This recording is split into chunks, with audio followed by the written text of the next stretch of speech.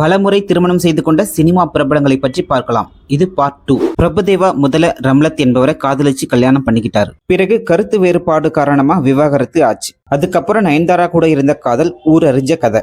இப்போ சில வருஷங்களுக்கு முன்னாடி சிமானி சிங் அப்படிங்கிற ஒரு மருத்துவரை ரகசியமா கல்யாணம் பண்ணிக்கிட்டாரு. விஷ்ணு விஷால் நடிகர் விஷ்ணு விஷாலும் முதல்ல ரஜினி என்பவரை காதலிச்சு கல்யாணம் பண்ணிக்கிட்டாரு. அதற்கு பிறகு பேட்மிண்டன் வீராங்கனை ஜுவாலா கட்டாவை காதலிச்சு இரண்டாவதா கல்யாணம் பண்ணிக்கிட்டாரு. சமந்தா நாக சைத்தன்யா திருமணம் 2017 நடைபெற்றது.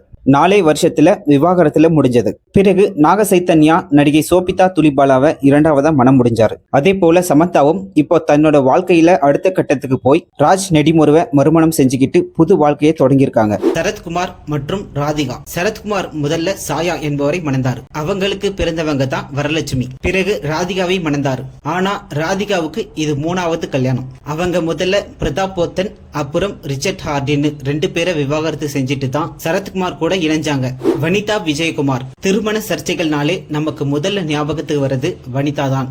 ஆகாஷ், ஆனந்த் ஜெயராமன், பீட்டர் பால்னு இவங்களோட திருமண வாழ்க்கை எப்போதுமே சோசியல் மீடியால ஒரு ஹாட் டாபிக் தான். பிரகாஷ் ராஜ் நடிகை லலிதா குமாரியை விவாகரத்து செஞ்சுட்டு நடன இயக்குனர் போனி வர்மாவை காதலிச்சு கல்யாணம் பண்ணிக்கிட்டார். காதல் மன்னன் ஜெமினி கணேசனுக்கு அதிகாரப்பூர்வமா 2 மனைவிகள்.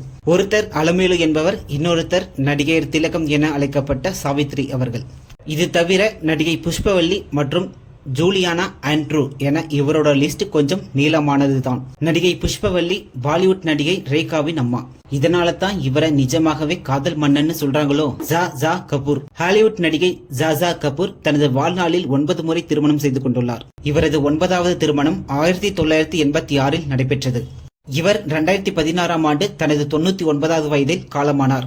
1986 முதல் அவர் இறக்கும் வரை சுமார் 30 ஆண்டுகள் தனது 9வது கணவருடன் வாழ்ந்தார்.